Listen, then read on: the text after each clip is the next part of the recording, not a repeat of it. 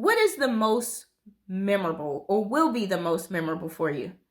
Hey, it's entitled ...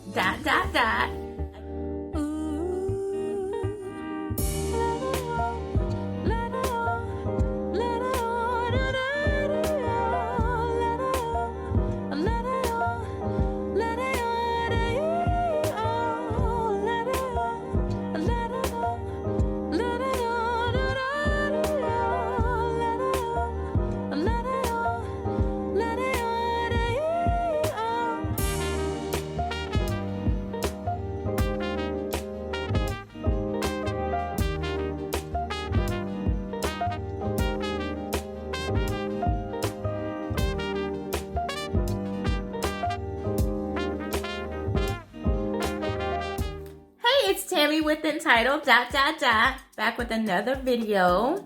In this video, we're gonna talk about location. Where should you have your wedding or special event? Now, this video, I'm gonna try and sum it up very fast, quick, so that we can get through all of the options. There's about 500 different options on where you can have your event, and I wanted to do location, because I wanted people to know what options they had. A lot of times you might not think that it may be an option, but you got the right budget, it's always an option. So let's get into it. Okay, we're gonna start with the most traditional places. We're gonna go with hotels, banquet halls, country clubs, golf clubs. Difference, there's a difference. Hotel, banquet hall. Your hotels, they're going to have a full staff that services your event from start to finish.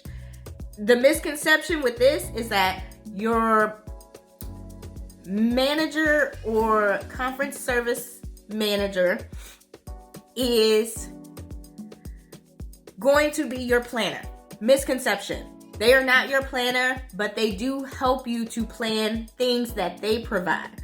I've been in hotels for years now, and if you would like to see a video about my hotelier experience, please let me know in the YouTube comments below. Hotels, banquet halls. Now, your banquet hall is not going to provide those staff members.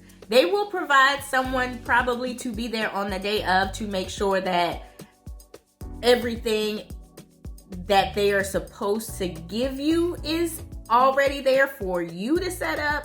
But a lot of times banquet halls, you start from scratch. So that is also a misconception that the banquet halls are going to have people that service your event for you. No, you do it all on your own, or you hire a vendor to do it for you. Country clubs, golf clubs, most of these places are going to provide service staff for you on the day of the event. Like I said, just like a hotel, they are not your planner, but they are there to help on behalf of the institution. They want to make sure that you are not damaging anything that they provided for you. It is a misconception. They do not provide you with a planner, but usually a service manager to help you out on the day. But they are not going to make sure that your dress looks good. They're not going to make sure that the groomsmen have their boutonnieres on. So just to make sure you know what their spectrum is. And most of the time they will give you in the contract what they are responsible for and what you will be responsible for. All right, so as we still talk about traditional places to host your wedding or event, we have next historical sites, museums, parks, the botanical garden. Historical site, you're looking at anything with historical value. So in the DMV area, you have Mount Vernon, for example. That is a historical site. Museums, straightforward. Parks, most certainly can host a wedding or an event in a park. However, you just have to make sure that you know all the rules and regulations for that county. Sometimes they have permits that you have to get before you can do it. And then next you have the botanical garden. All right, so a botanical garden, which I have been to before, but wanted to make sure I was explaining it correctly, is a collection, cultivation, and display of a wide range of plants labeled with botanical names. So next we have our churches and places of worship. Most of the time, people will host their ceremony in a place of worship and then do their reception elsewhere. However, some churches and places of worship do have reception halls where you can host both the ceremony and the reception. Okay, so next you have your mini mansions, your castles, and vacation rentals. Yes, you can host an event or a wedding at a vacation rental, but you must also know the rules and regulations of doing so, and you should talk to the owner prior to let them know that you're doing it. It is a possibility they will turn you down and say, we are not allowing this at our home or our rental. So it is best to have that communication up front. Next, you have your beaches, your wineries, your vineyards, your barns, your lounges, your breweries.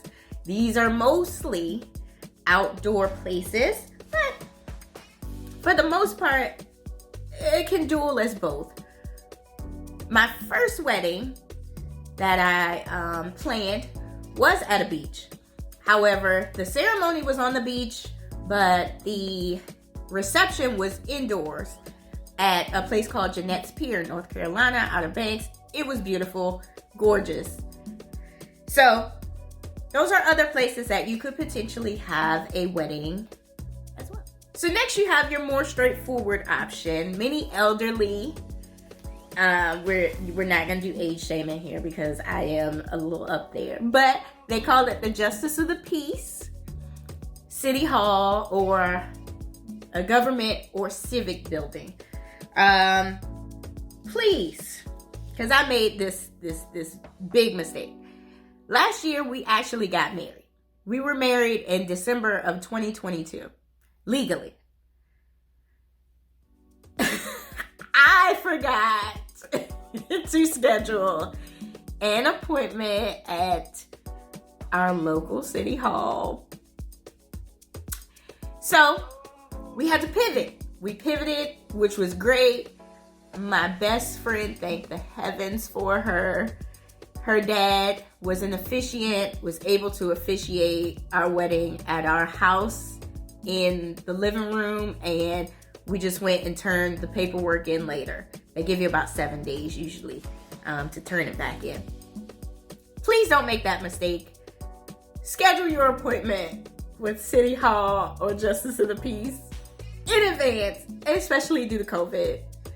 A lot of times they are not taking walk-ins anymore, and you just got to check with your local government and what their rules are. So next we're going to start with my least favorite options to host a wedding or event. A nightclub / lounge, restaurant, and I say restaurant depending on which restaurant you choose. There are many beautiful restaurants out there, but you know, it's more so if you want something more intimate of about 30 or less people, then the restaurant option isn't so bad. But if you're looking for more than 30 people, you need to have an actual venue. An antique or vintage store, which I know for some rural areas may be a little bit more enticing, but if you're in DC trying to have it at a vinyl record store, that may not work depending on your size of party. A gym, I saw that as well. The gym, some people will rent out a yoga studio in order to host their wedding. Not my favorite option, but hey, to each his own. Then you have a sports stadium, which for many grooms or couples can be quite interesting. You gotta have Daddy Warbucks money in order to probably do that. So to me, it's one of my least favorite options because it's a little bit more on the higher end, which I'm all for luxury, don't get me wrong. So if you can do it, do it. But it's not mainly for most people. And my last category is going to be my favorite places to host a wedding or event. You have art galleries, planetariums, aquariums, theme parks, which I've seen that has been the most creative is a neighborhood block party, y'all. You get the people in on it. Nobody's complaining about anything because everybody's invited. I think that especially during the pandemic age, has been one of the greatest areas to have a wedding or an event. The library. This, my dear friends, is the George Peabody Library, located in Baltimore, also associated with Johns Hopkins. You tell me favorite places, I'm listing probably out the country sort of places. Neither here nor there. This library is gorgeous. And when I say every wedding that I've seen in it has been the epitome of spectacular. Then, last but not least, and many people may not know this, which was kind of creative as well, college campuses. If you and your sweetheart met in college and y'all can go back and reminisce about the good old days, why not host it on your college campus? That would be so dope. I think that's so cool. So that's my list. And I will say, many of these places can function as an indoor or outdoor space. And if you're not from that area, a lot of these places would be considered a destination wedding. Now, I know most people think destination wedding, they think out the country, but to be honest, a destination wedding is anywhere that you're not from. So when I planned that wedding in North Carolina, the Outer Banks, it was essentially a destination wedding because the couple was they weren't from North Carolina, but they decided to host their wedding in North Carolina. So the best part, what did we do? We decided on a good old-fashioned backyard wedding, y'all. And it was dope. It was a good time. If y'all go back and watch movies from the 90s, like The Wood,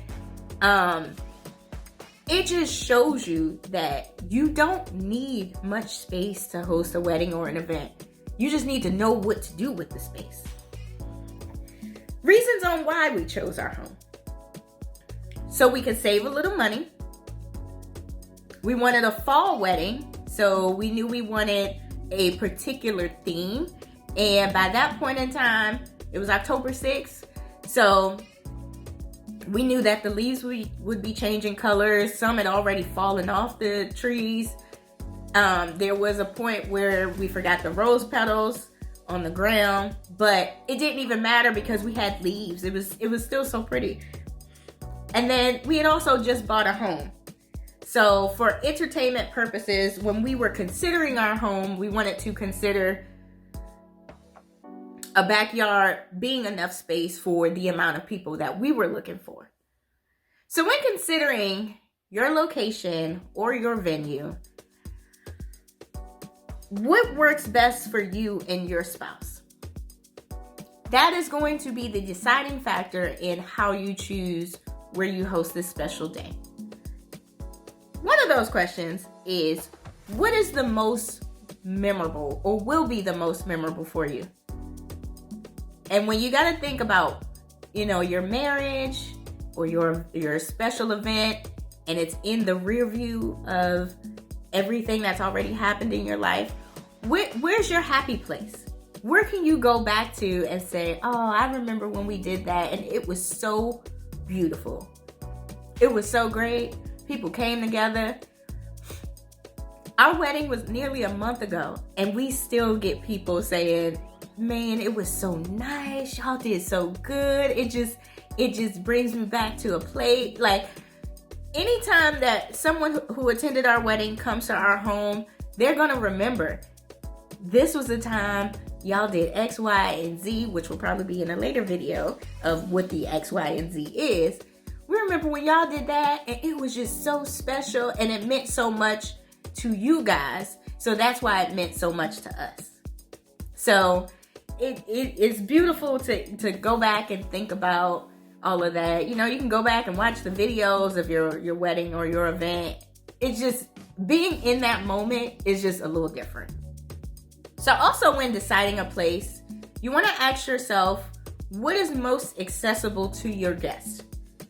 Whether you have age ranges 1 to 99, does it work for everyone?